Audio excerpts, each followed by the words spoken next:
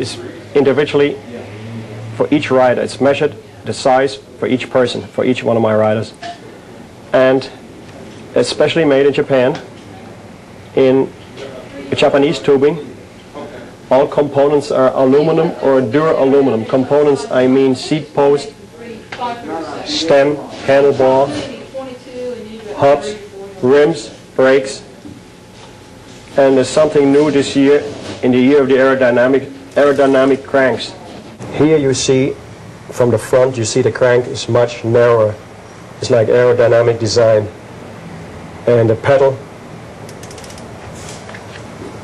the axle is lower, 2 centimeters lower. That gives you a smaller frame, a better handling bike. This derailleur here is especially made for racing. On a touring bike, sometimes you find one is much longer because they have bigger gears and it's more for going uphill. While here you have a competitive, and if you watch this right here, it's only 1 tooth different between each one. But in a race, it makes a big difference. And up front, you have 2 blades. One is maybe a 53, like in this case, and the inside one is a 42. And that gives you a great variety of different gears. Also, when they built that frame, all things are braced on. Years ago, used to be clamps, and they used to slide down, and shifting was completely off. It's also very, very important. To change the front wheel in a race, and it's necessary, would take about 2 seconds.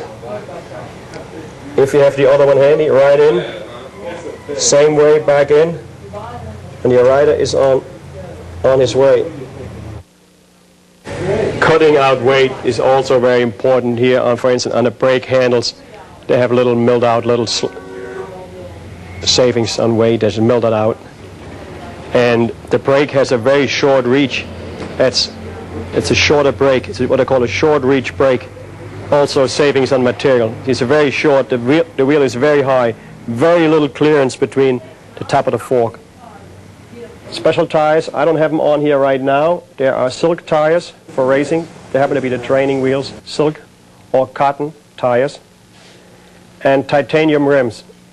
When we're in a race, we use titanium rims. They're very light and very, very strong. And there's something new what we're going to have in the next year issue. Flat spokes. Flat.